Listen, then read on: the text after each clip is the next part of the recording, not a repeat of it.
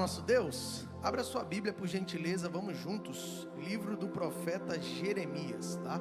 Capítulo de número 18, nós iremos destacar, ler alguns versículos deste capítulo, neste livro. Quero te convidar a estar bem atento, bem atenta, com muita reverência, como é de costume nosso. Deus vai falar com você pela palavra.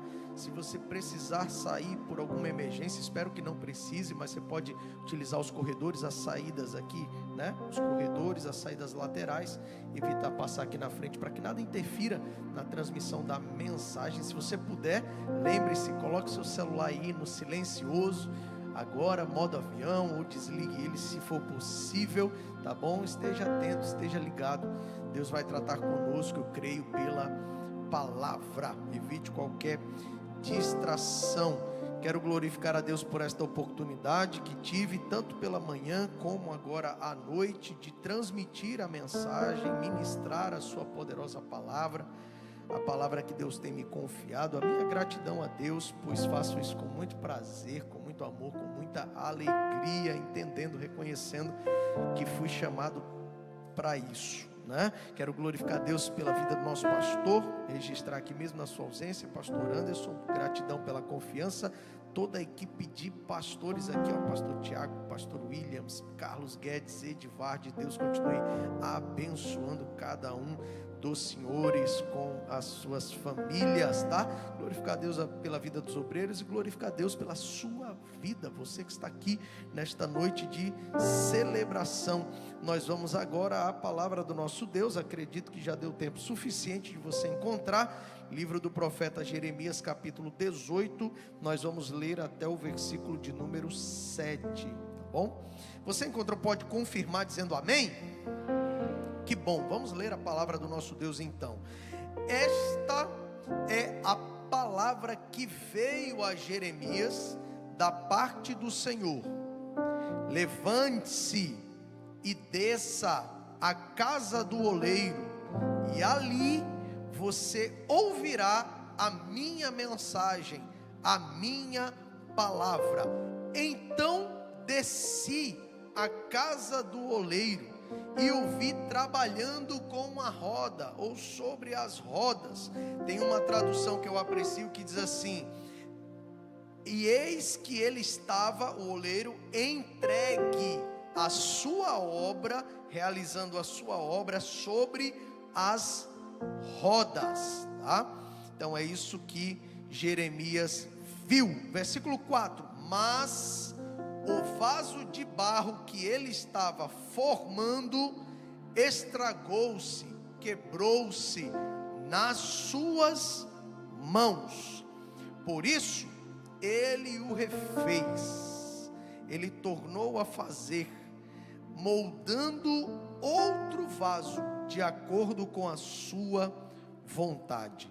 Então a palavra do Senhor veio a mim: ó Israel, será que eu não posso agir com vocês como fez o oleiro? Pergunta o Senhor.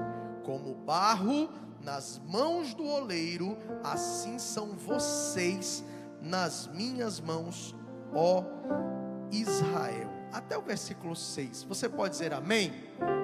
Nós estamos, o nosso tema, sempre temos um tema que norteia uma ênfase necessária para o ano, né? Para todo o ano. Então nosso tema anual é o ano da oração. Então nós estamos intensificando essa prática, a prática da oração, uma vida de oração. Então no seu lugar, feche seus olhos mais uma vez, aproveite a oportunidade que você está na presença dele, que agora você está diante da palavra dele, ele vai falar com você.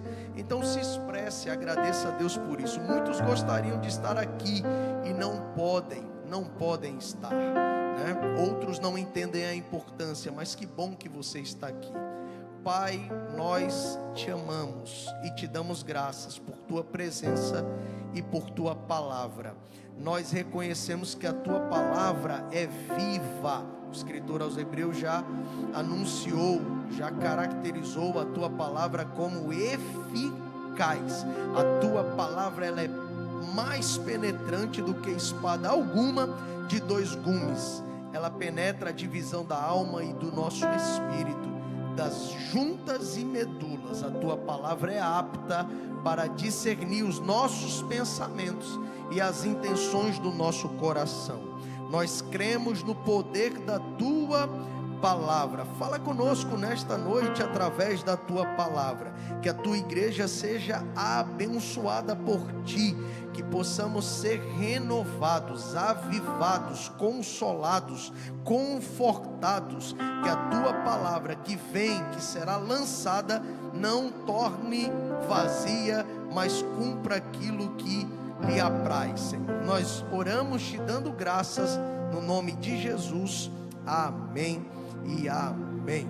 Glória ao nosso Deus. Queridos, nós estamos vamos nos lembrar de uma gloriosa experiência que Jeremias vivencia com Deus, neste capítulo de número 18. Nós também podemos contemplar uma linguagem figurativa, né? Ou uma linguagem figurada.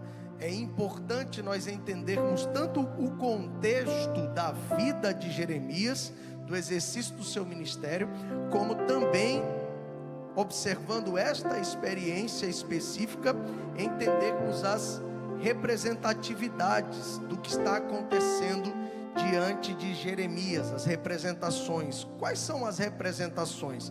É importante darmos ênfase aqui, que o oleiro representa o próprio Deus. O oleiro representa o próprio Deus. Pastor, e a olaria, o que pode representar? A olaria representa o local que Deus age, o lugar onde Deus está realizando a sua obra. Nós vamos entender que o vaso quebrou, geograficamente falando, em Jerusalém, em Judá, mas o vaso foi refeito. O processo de restauração do vaso, o oleiro tornou a fazer o vaso novamente na Babilônia, na Caldeia, né? Exatamente no período de cativeiro. Então a olaria pode representar inclusive a Babilônia, a Caldeia, o lugar onde Deus estava realizando a sua obra na vida dos seus. Pastor, e o vaso, o que representa? O vaso representa Israel, representa os judeus, o povo de Deus, né? O povo pertencente da tribo de Judá, formada por Judá e Benjamim, né? O reino do sul que foi levado cativo. Qual é o contexto da vida de Jeremias? Jeremias é filho de sacerdote, foi levantado para ser profeta. Você percebe que a primeira experiência que ele vivencia com Deus e o contato que ele tem com a voz de Deus e é chamado por Deus já está no primeiro capítulo do livro que leva o seu nome. E ele ainda era uma criança, então ele começou a viver experiências gloriosas com Deus ainda quando criança. Deus o encorajou, revelou a ele o seu ministério, o propósito divino para ele, os planos divinos para ele, o desígnio de Deus. Deus revelou a ele quando ele ainda era uma criança e se sentia muito incapaz, mas Deus o encorajou. E aqui neste capítulo 18 ele já estava no exercício do seu ministério. O que havia acontecido com o reino do sul? Você que conhece a Bíblia Sagrada e a maior parte dos livros aqui, pelo menos, você que ama a palavra de Deus, você vai lembrar comigo que iniciou-se o cativeiro babilônico em aproximadamente 606 a.C. O rei da Babilônia, Nabucodonosor, né? Na verdade, o próprio Deus entrega o seu povo nas mãos de Nabucodonosor. Então Nabucodonosor sitia a cidade, prevalece contra Jerusalém e leva o povo cativo para um tempo de cativeiro na Babilônia. Isso começa a acontecer em 606 a.C. E aí você vai perceber que ele começa, a primeira leva, foram pelo menos 3. A primeira leva, ele leva para a Babilônia jovens da linhagem real de Israel, jovens da linhagem real do reino do sul. Alguns ficaram bem conhecidos, tem até o livro que leva o seu nome, Daniel, batizado na Babilônia de Beltesazar, aquele que foi lançado na cova, né, dos leões. Também os seus amigos Ananias, Misael e Azarias, batizados na Babilônia de Sadraque, Mesaque e Abidinego, que não se curvaram diante da estátua e aí sofreram a fornalha, foram receberam um grande livramento de Deus na fornalha, eles também participaram do cativeiro na Babilônia. Em 597 a.C., aí tem uma segunda leva. Agora 10 mil judeus aproximadamente são levados cativos. Dentre esses judeus, Ezequiel, filho de sacerdote, mas também chamado para ser profeta. E o livro do profeta Ezequiel é exatamente Ezequiel exercendo seu ministério na Babilônia, contemporâneo de Jeremias. Enquanto Jeremias profetizava de Jerusalém aos cativos e aos que regressavam do cativeiro, Ezequiel profetizava na Babilônia. É por isso que a experiência de Ezequiel, com as mesmas representatividades, é um pouco diferente da experiência de Jeremias. As representações são as mesmas, mas Ezequiel não vive a experiência na olaria. Ezequiel vive a experiência no capítulo 37, aonde? Em um vale, conhecido como vale de ossos secos. Só que lá no vale, Ezequiel percebe que os ossos estavam sequíssimos. Por que ele percebe isso? Porque ele estava no cativeiro, ele sofreu o cativeiro, ele viveu o cativeiro, ele passou pelo cativeiro. Então o vale representa a própria Babilônia, os ossos sequíssimos, o povo de Deus, secos espiritualmente, mortos espiritualmente, debaixo de juízo e de sentença de Deus, em um período disciplinar, em um período de correção. O que levou o cativeiro babilônico a acontecer, ser uma realidade simples? Deus contemplou o seu povo e percebeu, lamentavelmente, ingratidão, infidelidade, desobediência, pecado. Deus contemplou o seu povo e percebeu que o seu povo estava em idolatria, adultério espiritual. Tudo isso desperta a ira santa de Deus, porque é contra o pecado, diferente da nossa ira carnal, muitas vezes movida pela natureza pecaminosa. Tudo isso despertou a ira santa de Deus e atraiu sentença e juízo de Deus, porque Deus é amor, mas Deus também é fogo consumidor. Ele é Deus zeloso. Com Deus não se brinca e dele não se zomba, tá? Então tudo isso aconteceu. Ezequiel vivencia a experiência no vale de ossos secos, mas Deus faz Ezequiel andar. O vale de ossos secos se torna em um forte exército que Deus levanta quando Ezequiel profetiza. É exatamente Deus mostrando a Ezequiel a sua realidade. E já para Jeremias, Deus mostra a realidade na olaria, a restauração através de um vaso, e o oleiro realizando a sua obra. Pois bem, Ezequiel foi levado certamente na segunda leva, em aproximadamente 597 a.C. E em 587 a.C., Jerusalém cai completamente nas mãos do inimigo, dos caldeus. Toda Jerusalém é devastada, destruída, e o templo, o suntuoso templo de Salomão, também foi destruído. Queridos, nessa invasão, nesse tempo de cativeiro, o povo de Deus sofre perdas, muitas perdas, mas eu quero nessa mensagem destacar pelo menos três perdas principais. Quantas perdas? Isso, que bom que você está atento. Três perdas principais. A primeira perda que o povo sofre: as suas muralhas foram destruídas, derribadas. E muro na Bíblia Sagrada representa, hoje a mensagem tem muitas representações. Muro representa, fala de proteção. Repita comigo: proteção. Então o povo perdeu proteção. Primeira perda. Se você analisar na campanha militar de Josué, no capítulo de número 6, a ênfase da cidade fortificada e tão segura Jericó se dava na observância das suas muralhas, até mesmo consideradas intransponíveis. Então uma cidade que tem muros é uma cidade considerada protegida. Sem muros é uma cidade vulnerável e desprotegida. O inimigo tem livre acesso. Segunda perda que Judá sofre: o prazer de adorar a Deus em sua própria pátria. Como eu disse na introdução, estou nela aqui, o templo de Salomão havia sido destruído, e era o principal local. Alguns inclusive só adoravam ao Deus de Israel, Yahvé, o Eterno, no templo em Jerusalém, com o templo destruído, e eles saíram da terra santa, da formosa Jerusalém. Agora cessou a adoração, cessou, não tinha mais alegria, não tinha mais gozo, prevaleceu lamento, tristeza, angústia, sofrimento. Se você quer entender o quadro, você pode olhar para o Salmo 137. Qual era a realidade? Harpas utilizadas para salmodiar, para adorar, para engrandecer, penduradas nos salgueiros, não eram mais utilizadas. Até os caldeus pediam canções, muito possivelmente de uma forma sarcástica, em tom de zombaria. Cantem-nos canções, vocês não são o povo que canta? E aí eles declaravam: como podemos cantar em terra estranha?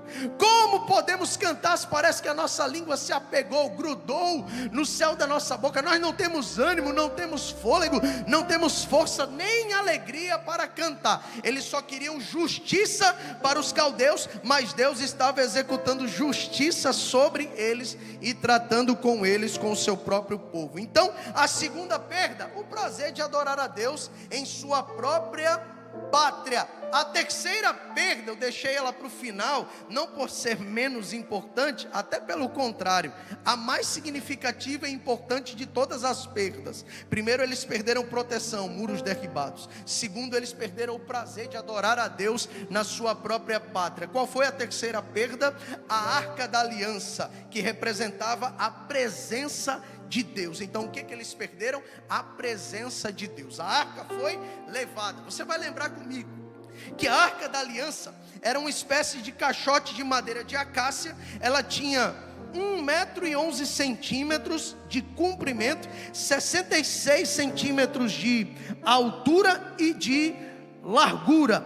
A Arca da Aliança, ela era revestida de ouro por dentro e por fora. A tampa da arca era nomeada de tampa do propiciatório. Nessa tampa, 2 querubins estavam esculpidos de ouro e tocavam as extremidades das suas asas, e o rosto dos querubins apontavam para dentro da arca, como que eles olhavam para dentro da arca. Dentro da Arca da Aliança estavam alguns elementos sagrados: a vara de Arão que floresceu, o pote de maná e as tábuas da lei. Onde a Arca da Aliança estava, era a representação máxima da presença de Deus. Inclusive onde ela repousava, desde a época do tabernáculo, quando Moisés recebe as instruções para construir a arca que representaria a sua presença. Onde a arca habitava? No lugar santíssimo, no lugar santíssimo, no lugar santo dos santos. Então a Arca da Aliança repousava lá. Só para você ter uma ideia, no templo tinha o pátio, uma região maior, geograficamente falando, onde os levitas atuavam, os sacerdotes atuavam, tinham o altar, tinham ofertas de animais que eram entregues para a busca de perdão de pecados, cobertura de perdão. O sacerdote entrava pelo primeiro véu, ele entrava no lugar santo, ele tinha acesso. Mas após o segundo véu, um ninho mais grosso, um véu mais reforçado, ele tinha acesso ao santo dos santos. O sacerdote podia entrar? Não, só o sumo sacerdote uma vez por ano. E quando ele entrava, ele acessava a presença, ele estava diante da Arca da Aliança, representação máxima da presença de Deus. Então eles perderam a glória e perderam a presença. Pastor, eu vim aqui nessa noite de celebração e o senhor trouxe uma mensagem que eu estou meio triste. O senhor está falando de perdas, inclusive perdas necessárias. O povo mereceu perder, mas o senhor está falando de perdas, e aí como é que eu vou sair daqui nessa noite? O que Deus quer falar comigo? Sim, porque Deus quer falar com você nesta noite, que diante de perdas, Ele é gracioso, Ele é amoroso. Estou sentindo a presença dele aqui desde a oração inicial, que eu coloquei os pés e os joelhos nesse lugar, e principalmente com mais intensidade agora que eu estou pregando e afirmando: diante das perdas, diante do cativeiro, diante do meu sofrimento, das minhas angústias, das minhas lamúrias, das minhas decepções, frustrações, Ele é Deus gracioso, Ele é Deus amoroso, Ele é Deus imutável. Quero dizer que Ele é o mesmo ontem, hoje, sempre será. Aleluia. Ele é Deus poderoso. Poderoso para quê? Aí sempre que eu faço essa pergunta, poderoso para quê? Aí eu lembro, meu irmão Júlio, meu irmão Dinamarcos, de Paulo orando aprisionado, escrevendo a carta aos Efésios, no capítulo de número 3, ele está fazendo uma oração inspirada, digna do meu apreço, digna da minha e da sua admiração, uma oração pela igreja, uma oração para Deus fortalecer a igreja em espírito, que vocês sejam fortalecidos no homem interior, que vocês estejam arraigados nele, alicerçados nele, que vocês conheçam a altura, a profundidade, a largura, o comprimento do amor dele. Ele está orando para que Deus os abençoe segundo as riquezas da glória dele. Como é que Paulo vai concluir a oração? Lá na altura do versículo 20, e eu tomo posse desse versículo. Deus é poderoso para quê? Diante das suas dores, diante das suas perdas, diante das suas angústias, diante dos seus cativeiros, dos seus sofrimentos, Ele é poderoso para quê? Para fazer, aleluia. Pastor, eu quero ir mais além. Ele é poderoso para fazer o quê? Infinitamente mais. Alguém pode glorificá-lo por isso? Eu sei que você conhece a palavra e até o versículo que eu estou citando, mas eu quero te convidar, glorifique a Deus por isso, porque é o que você tem vivido, é o que eu tenho vivido, e eu vou profetizar sobre alguns aqui, é o que você vai viver. Você será surpreendido pela manifestação da presença e do poder de Deus. Eita glória! Eu creio no que eu estou pregando. Ele é poderoso para fazer. Você será surpreendido pela manifestação da glória e do poder de Deus em áreas críticas da sua vida. Tem alguma? Eu tenho algumas. Eu tomo posse no altar. Tem alguém comigo aqui nessa palavra? Participa, reaja, vibre, receba essa palavra. Eu gostei do apóstolo Dainer, né? Interessante, ele disse assim: pega a palavra. Eu vou fazer do mesmo jeito daquele cubano. Pega a palavra aí, querido. Você será surpreendido, porque Ele é poderoso para fazer infinitamente. Gostou não? Entendeu não? Então tá bom, vou usar outra palavra. Abundantemente, mais além de tudo que você está pedindo. Você está pedindo coisa boa, você está pensando em coisa boa. Ele já ouviu, ele já tentou, ele já recebeu, e ele está dizendo: segura um pouquinho. Às vezes a circunstância, Deus está falando aqui, às vezes a circunstância vai se intensificar, porque você está pedindo algo que parece grande para você, mas é muito simples para mim. Segura um pouquinho, porque eu vou fazer algo maior.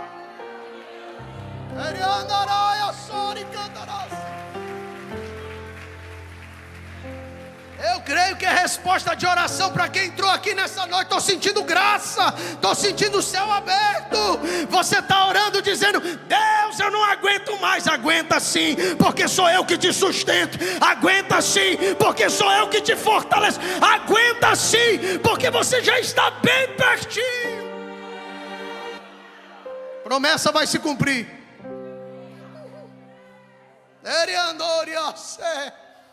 Sobrenatural vai acontecer.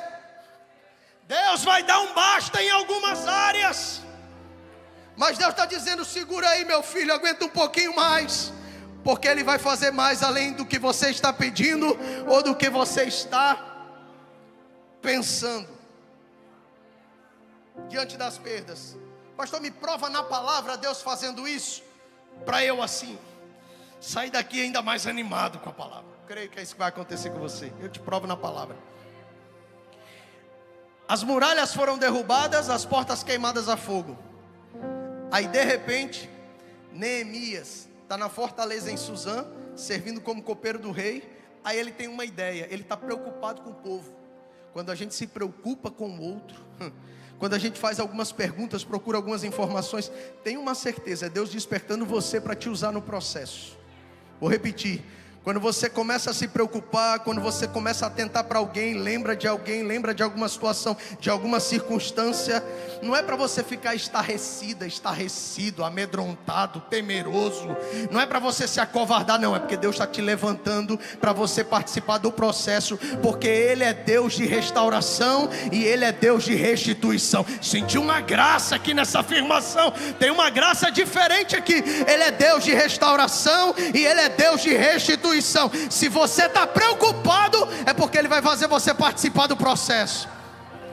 Anani, ele recebe uma visita de Anani, um de seus irmãos, é parente. Aí ele diz assim: Anani, vai lá em Jerusalém, eu estou aqui bem confortável, bem acomodado, eu estou servindo o rei, eu estou comendo da mesa do rei, eu sou copeiro do rei, eu estou aqui exercendo minha função, um alto escalão aqui no reinado, e eu estou preocupado. Vai lá em Jerusalém, vê como é que está a cidade, vê como é que está o povo. Anani vai, traz um relatório para mim. Anani traz. E no relatório a ênfase é essa: a perda de proteção. Os muros foram queimados, derribados, e as portas estão queimadas a fogo. O povo está em ruínas e em profunda miséria. Neemias recebe a palavra e ele faz como você faria: notícias terríveis, horríveis, ruins, ninguém quer receber. Ele recebe, isso traz um baque, isso abala a estrutura de Neemias. Ele é carne e osso, né? Tem seus sentimentos. Ele chora, chore, vivencie, chore. Chore, viva, chore. Se é para chorar, chore. Se é para ficar sozinho, fique um pouco. Se é para lamentar, lamente. Vivencie a realidade. Ele vivencia, mas não para aí não. Não vai ficar tomando remédio, não vai entrar em depressão, não vai ficar cabisbaixo, não vai ficar isolado. Não, ele ora, ele apresenta a Deus, ele jejua, ele se consagra. Tudo que Deus queria, um inconformado, para trazer uma restauração de proteção espiritual. Deus está olhando para esse culto agora, está contemplando a minha e a sua vida. Ele só quer achar alguém aqui disponível, Ele só quer achar alguém aqui inconformado. Ele não quer achar alguém aqui capaz, não. Ele quer achar alguém aqui incapaz, mas que fique inconformado e diga assim: eu vou fazer alguma coisa, eu vou lá, eu vou participar. Eu trouxe uma palavra para você nessa noite. É você que Deus vai usar no processo de restauração dos muros. Não no literal, irmão, porque você mora em um condomínio, tem guarita, tem segurança, né? Você mora na rua, né? Sua casa é casa na rua, ela tem muro, tem cerca, tem portão. A gente investe em segurança. Não é sobre isso que eu quero falar. Eu quero falar sobre proteção espiritual. Eu quero declarar que nós temos um adversário que eu estou percebendo, sabe? Tem momentos assim que ele intensifica a sua ação contra nós. Eu acho que eu não estou sozinho nessa percepção, não. Ele investe contra o nosso matrimônio, ele investe contra a nossa vida espiritual. Ele procura covardemente atacar os nossos filhos. Às vezes ele não encontra espaço em você. Você está aqui, você está vigilante, você está buscando, você está se consagrando, você está meditando na palavra. Ele não encontra espaço em você, mas às vezes ele encontra uma brecha na sua casa, um espaço na sua casa, uma rebeldia, uma agressividade, uma incredulidade, alguns acessos através da tecnologia, algumas janelas ele encontra e consegue acessar só para perturbar, só para roubar, matar, destruir, trazer perturbação. Mas hoje, nessa noite, eu vim vivenciar uma guerra com você. Eu te convido a guerrear espiritualmente, porque Deus me deu essa mensagem com uma promessa: vou restaurar a proteção, vou cercar o meu povo em volta, vou repreender a ação do adversário. Meu Deus, eu estou sentindo uma graça. Aleluia, aleluia. Eu ouço Deus nesse altar, meu irmão, minha irmã. Eu vejo Deus te cercando, são muros espirituais. Eu ouço Deus declarar: nele o maligno não toca. A casa dele é minha, a casa dele é minha, a nossa casa é dele, a nossa família é dele. Hoje de manhã foi uma guerra, aleluia. E até entendi o segundo hino que nós cantamos: o inimigo tenta laços, tenta embaraços para te derrubar, para te envergonhar, para te destruir. O que é que você cantou? O que é que você cantou? Mas não vai. Por que não vai? Porque você não está sozinho nessa guerra. Diácono Gladson pregou aqui já no clima. A mão, antropomorfismo, é forte. A mão forte que abre o mar, que liberta o povo, que manifesta o poder. A mão forte é sobre a minha vida, é sobre a tua vida. Proteção espiritual. Neemias é usado no sobrenatural, e Neemias reconhece: pode se levantar, meu irmão. Escute isso: os Sambalates, os Tobias, parece que tem uns aí com outros nomes, Gesem. Aí, meu irmão, podem zombar, podem criticar, podem tentar te distrair. Eu e você, os Neemias dessa geração, eu estou fazendo uma grande obra. É a restauração da proteção da cidade. É os muros que serão levantados, as portas serão instaladas. Eu estou fazendo uma grande obra. Não posso me distrair. É grande a obra de Deus na tua vida, na tua casa, contigo. Deus está usando as tuas mãos. Deus está usando a tua vida por tua causa. Muitos da sua família, na tua casa, não foram atingidos, não foram abalados, porque através da tua fidelidade, através da tua obediência, através da tua fé, através da tua devoção, através da tua disciplina espiritual, meu irmão, Deus está contemplando tudo. Deus é contigo e tem guardado não só a tua vida, mas a tua casa. Muros erguidos, 52 dias. É sobrenatural ou não é? Meu irmão, as muralhas de uma cidade em ruínas, só pedra. 52 dias. Porque Neemias disse: a alegria do Senhor é a nossa força. Ele é Deus de restauração. Ele restaura a proteção. Os salmistas já cantavam na primeira aliança: o anjo do Senhor, ele fez um acampamento ao nosso redor e nos livra. Na nova aliança tudo se intensificou. Deus habita em mim e em você. Ele te cerca em volta e Ele te protege, Ele te guarda, Ele te livra. Eu profetizo o livramento sobre a tua vida e sobre a tua casa. Eu profetizo que a morte não vai prevalecer, as notícias ruins não vão prevalecer. Nós cantamos pela manhã e eu tomei posse dessa palavra. Tem tudo a ver com o que eu estou pregando. Deus vai transformar luto em festa. Aleluia.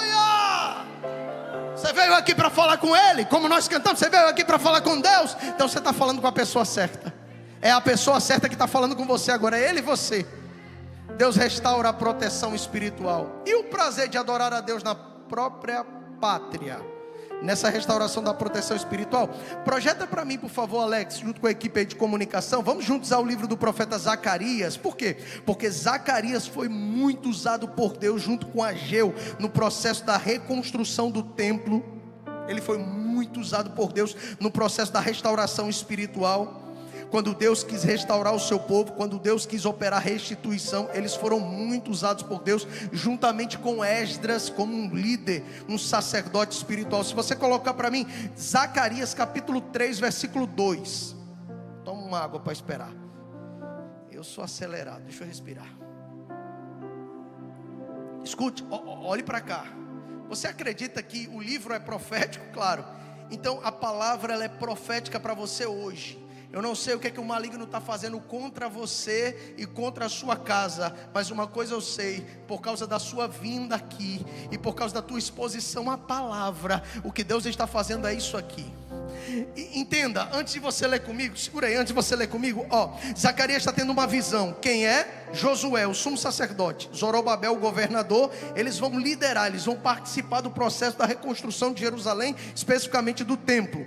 Aí Zacarias tem uma visão. Josué está com as vestes sujas. É por isso que o maligno, o opositor, essa é a linguagem que ele usa, classificando o maligno, aqui ele chama pelo nome, estava à mão direita de Josué. O que significa isso? Ele está muito perto, não era para estar.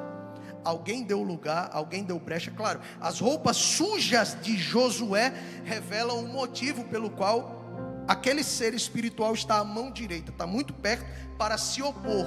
Então você está enfrentando oposição, ele está se opondo à grande obra que Deus tem na tua vida, aos propósitos de Deus para a tua vida, para a tua casa, para a tua família. Mas olha o que Deus veio fazer hoje pela palavra, que eu acredito nisso. O anjo do Senhor, Zacarias viu, o anjo do Senhor faz menção a Jesus, é teofania, é o próprio Deus. O anjo do Senhor disse a Satanás, não foi um, foi o anjo do Senhor disse a quem? Ao maligno, a Satanás. O que o Senhor disse? O Senhor te repreenda, Satanás. O Senhor que escolheu Jerusalém o repreenda. Este homem não parece um tição tirado do fogo? Sabe o que Zacarias está aprendendo com essa visão e com a voz do anjo?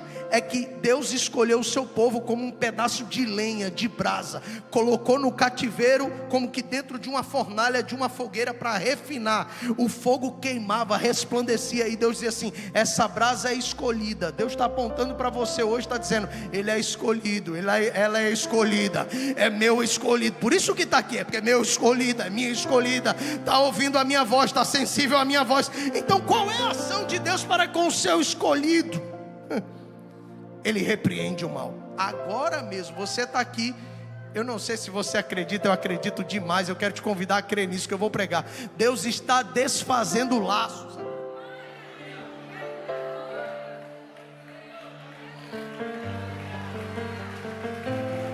São astutas ciladas, você nem vê. Mas ele estava tramando, estava agindo. Mas com essa palavra, aleluia, Deus está desfazendo laços. Ele é o mesmo. Ele ainda quebra o arco no mundo espiritual. São ataques de longe. Ele quebra o arco, a força do inimigo à distância. Ele quebra o arco, ele corta a lança, ele queima carros do fogo. Toda a agilidade do maligno ele neutraliza. Deus está aqui nessa noite. Estamos em guerra. Nunca pare de lutar. Nós cantamos. Você luta adorando, você luta confiando, você luta recebendo a palavra e pondo em prática. Deus ainda é o mesmo. Ele está agindo no mundo espiritual.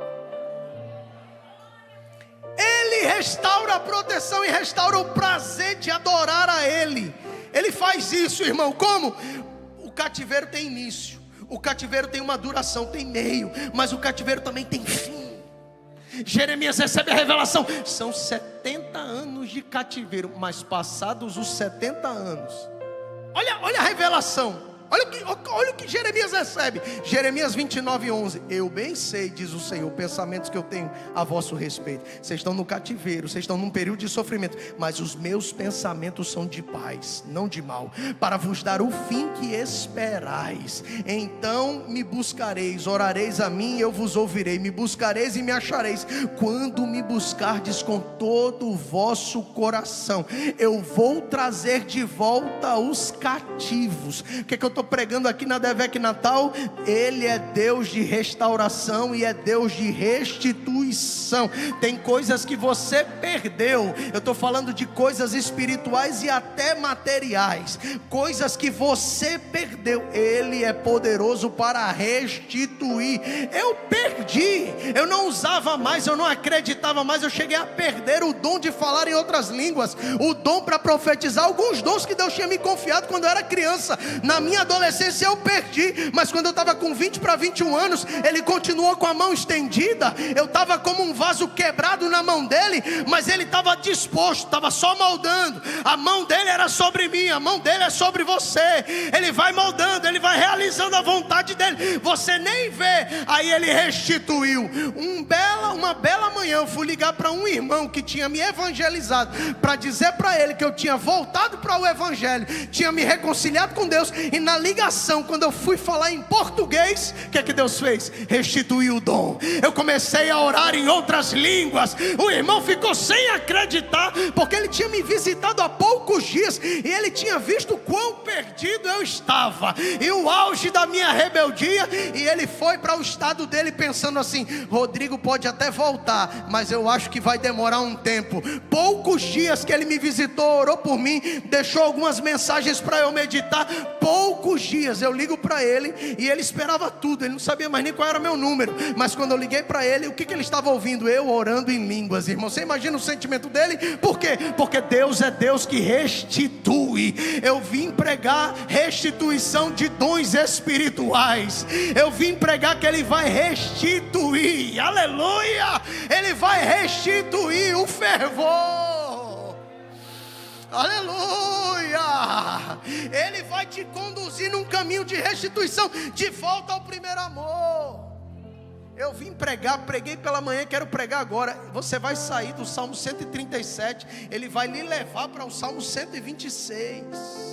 Salmo 137 é cativeiro, Salmo 126 é promessa cumprida, é poder manifesto, aleluia.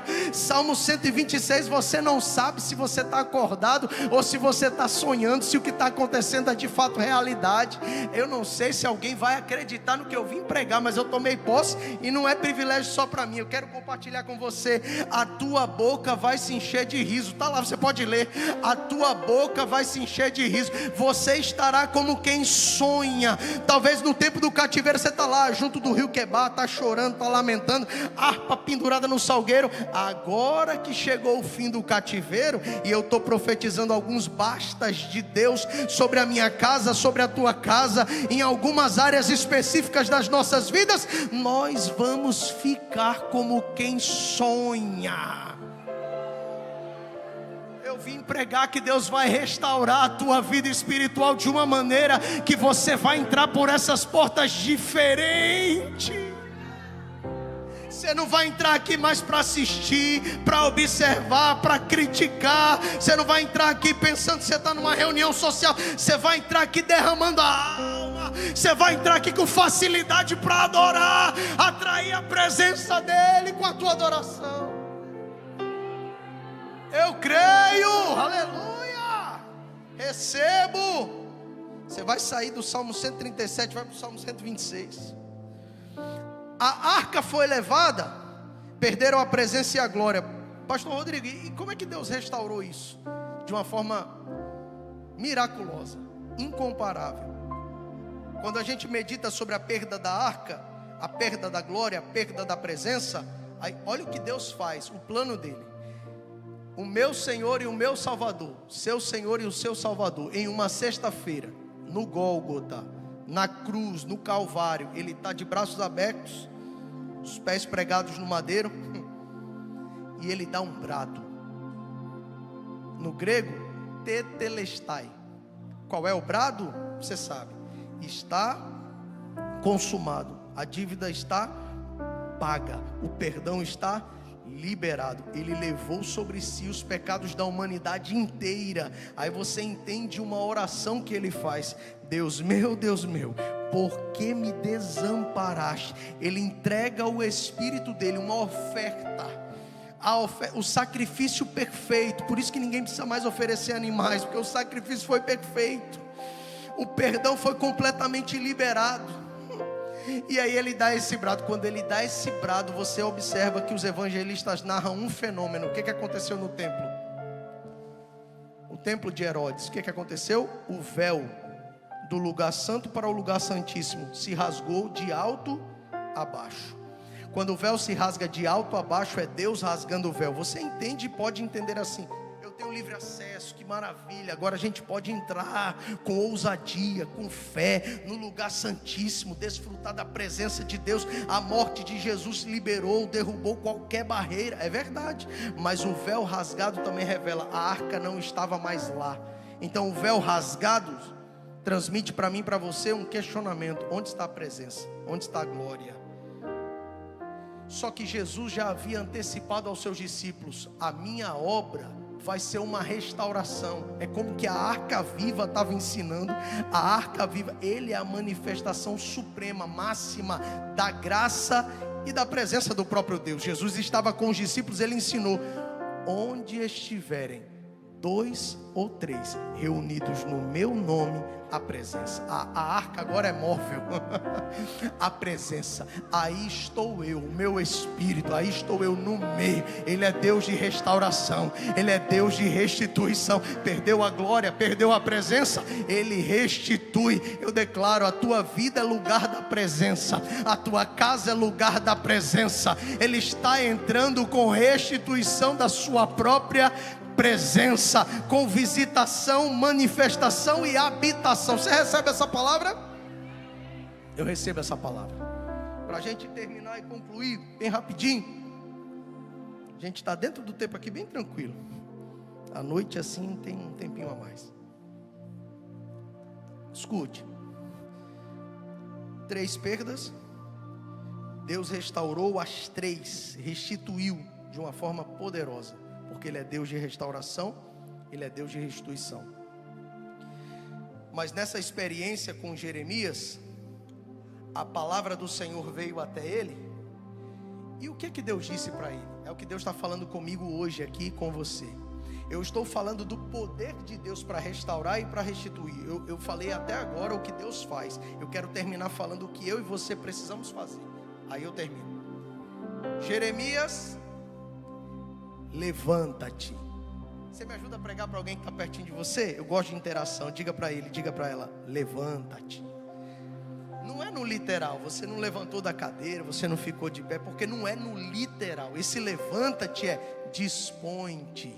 Levanta-te é disposição. Você quer ter experiência comigo? O que é que Deus está dizendo? Jeremias, levanta-te. Quando Deus diz levanta-te, Deus está dizendo, eu não te quero parado, eu não te quero estagnado, eu não te quero inerte. Eu quero ver a tua disposição, eu quero honrar a tua disposição. Levanta-te, Jeremias. Deus podia falar com ele tudo ali, mas não, Deus está dizendo, levanta-te, porque eu vou tratar contigo em um lugar específico. Então eu quero que você se levante. Quando Deus fala para Jeremias, levanta-te, me faz lembrar um personagem bíblico. Quem? Zaqueu, irmão. Se você ver Lucas 19, você vai ver um pequenininho do meu time. Talvez eu sou mais alto do que ele era. Muito pequenininho mesmo. Aí o que ele fez? Eu quero ver Jesus. Quer ver Jesus? Então Jesus também quer ver o que? A disposição dele. Pense que Jesus honrou a disposição de Zaqueu. Eu quero ver Jesus. Não dá, tem uma multidão. Não dá, eu sou pequeno. Deixa para lá, ele está passando aqui em Jericó. Deixa para lá. Nada ia acontecer. Mas está escrito em Lucas 19 que Zaqueu correu. Estava disposto. Tem mais, subiu numa figueira brava, se equilibrou, era tudo que Jesus queria, já sabia o nome dele, quem ele era como Deus. Aí quando Zaqueu está lá em cima, contente, só porque viu, aí Jesus vai dizer assim, eu vou honrar a tua disposição. Zaqueu, eu imagino que quase que ele caiu de lá. Zaqueu, sou eu mesmo, ele sabe meu nome, eu só ia ver ele daqui, estava bom demais. Zaqueu, a tua disposição vai trazer salvação para a tua casa, a tua disposição vai te levar a viver experiências comigo, a tua disposição vai te levar ao arrependimento, a tua disposição vai te levar a ouvir a minha palavra, a tua disposição me atraiu para ir na sua casa, só a tua disposição. Zaqueu, você se levantou, agora desce depressa. Observe o que Deus está dizendo a Jeremias. Levanta-te aí, levanta-te e desça. Você pode repetir comigo, levanta-te e desça. Enquanto que levanta-te fala de disposição, é quando você numa terça-feira de tarde tem a oportunidade de ficar em casa, aí você lembra, eita, tem tarde com Deus lá na DEV, que eu nunca participei, eu vou lá participar. Pense que Deus vai honrar a tua disposição em participar da consagração. Isso vai ser proteção espiritual, vai restaurar o teu prazer de adorar, vai restaurar a presença. Por quê? Por causa da tua disposição. Eu vou terça-feira às 14h30, não posso chegar às 14h30, vou chegar às 15, vou chegar às 15h30, mas eu vou. Terça-feira, culto da palavra. Não, eu já vou na quinta. Não, eu já vou no domingo. Não, mas eu vou no culto da palavra. Deus honra a tua disposição. Eu vou perseverar na minha campanha. Aí quando você menos espera, você está aqui na terça, você está aqui na quinta, você está aqui no domingo, e Deus honrando a tua disposição. E diante da tua disposição, Deus vai falar para você, então meu filho, já que você está tão disposto, desça. Enquanto levanta-te fala de disposição, desça fala de humilhação. E o disposto não tem dificuldade para isso. Zaqueu, desce depressa, hoje eu vou para a tua casa. Naamã, quer milagre? Eu vou usar uma serva simples, a escrava na tua casa, vai te dar a direção, você vai ter que ter disposição para ir até Samaria. Teve disposição? Chegou lá em Samaria, cheio de presente, querendo milagre. Naamã, chefe do rei da Assíria, do comandante do exército do rei da Assíria. Aí ele chega todo armado, todo com as suas armaduras, suas condecorações. Aí ele chega diante do profeta Eliseu. O que o profeta Eliseu faz? Naamã, você quer um milagre? Geazi avisa para ele, desce lá no Jordão. Quantas vezes? A receita está aí. Não, eu até vim aqui, eu até estou disposto, mas esse negócio de descer, é uma humilhação. Aí o servo de Naamã: meu senhor, o que você está querendo é grande, o que ele está te dizendo é simples, mergulha lá. Aí Naamã vai, desce uma vez. Acontece alguma coisa? Por quê? Qual era a receita? 7. Quer um milagre? Então aprendamos a descer. Quer ver o sobrenatural? Quer ver Deus restaurar? Quer ver Deus restituir? Eita, aleluia, eu quero. Então aproveita a oportunidade hoje, enquanto você está diante dessa mensagem, para você descer aí no seu lugar, reconhecendo quem você é, o quanto você precisa, o quão limitado você é, o quão incapaz você é, o quão frágil você é. Desça 2, 3, 4, 5. Na sexta nada aconteceu. Eu imagino a expectativa. É a última. 7º mergulho no Jordão. Quando levantou, carne restaurada, lepra repreendida, Deus de restauração. Mas para viver a experiência e viver a restauração, eu tenho que ter disposição e eu tenho que... Dá um sorriso para alguém para me ajudar a terminar essa mensagem. Diga: levanta-te e desce. Eita glória. Jeremias ouviu. O que Jeremias tinha que fazer? E desci. Isso que Deus quer? Desci a casa do oleiro. Vou terminar. O que Jeremias está dizendo? Eu obedeci. Já que a receita é essa, então eu obedeci. Estudiosos dizem que tinha uma olaria ao sul de Jerusalém, no vale chamado Vale de Inom. Ele desce, e aí ele vai viver a experiência. Quando ele desce a casa do oleiro, o que acontece? O que Deus disse para ele? Você vai descer, você vai na olaria, lá você vai ouvir as minhas palavras, a minha mensagem. Só que quando ele chega na olaria, ele é surpreendido. Por quê? Porque ele não ouve a palavra. Está escrito: desci a casa do oleiro e o vi. Então primeiro ele viu. Então o sentido que foi utilizado, que estava em ação, não foi o auditivo, mas foi o visual, a visão. Ele viu. O que ele viu? O oleiro está na casa. Que bom que você veio. Que bom que você entrou na olaria. Que bom que você teve disposição. Que bom que você está aqui. Que bom que você está ouvindo a mensagem. Sabe o que você consegue perceber junto comigo? O oleiro está na casa. O que o oleiro representa? Deus. Alguém sente Deus aqui? Eu sinto Deus aqui. Você pode sentir Deus aqui. E o que Deus está fazendo aqui? O oleiro está na casa. Já seria maravilhoso. A casa está ocupada. Deus me mandou vir aqui e a olaria não está abandonada, a olaria não está fechada, a olaria está aberta, o oleiro está na casa, Deus está aqui. Eu vim para viver uma experiência com Ele e eu estou vendo.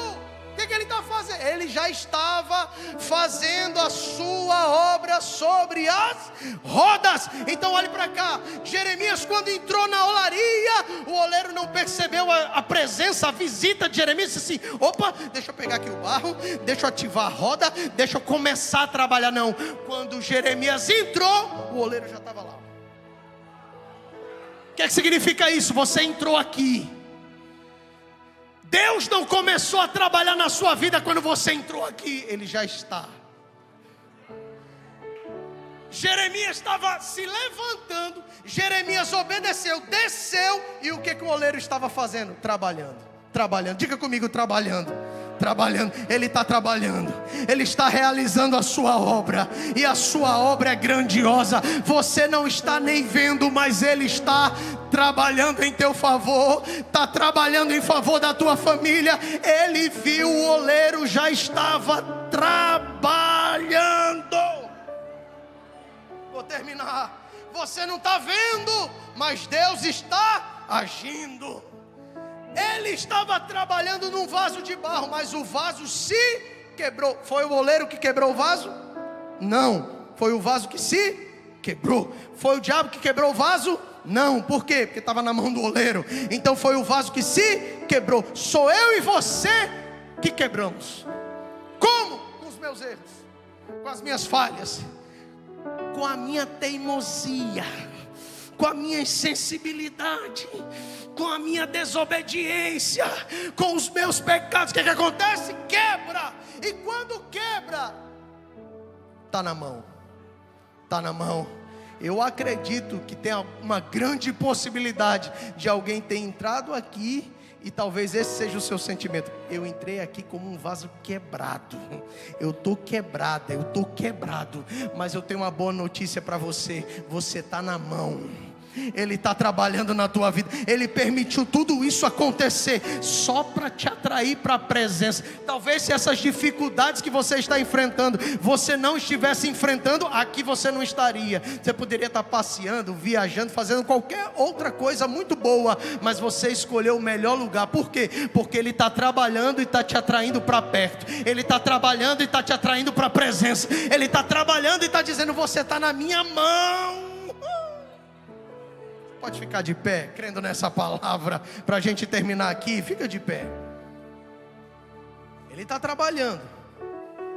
O vaso se quebrou. Meu irmão, se quebra na minha mão um vaso, ou se eu derrubo ele e quebro, primeiro acessório que eu vou buscar, na verdade 2, uma vassoura e uma pá. Porque vaso quebrado para mim e para você, tem que jogar onde? Descartar, jogado no lixo. Porque vaso para mim e para você, nós não somos oleiros. Então vaso para mim e para você é o quê? É descartável. Quebrou, você vai perder tempo colando peça por peça?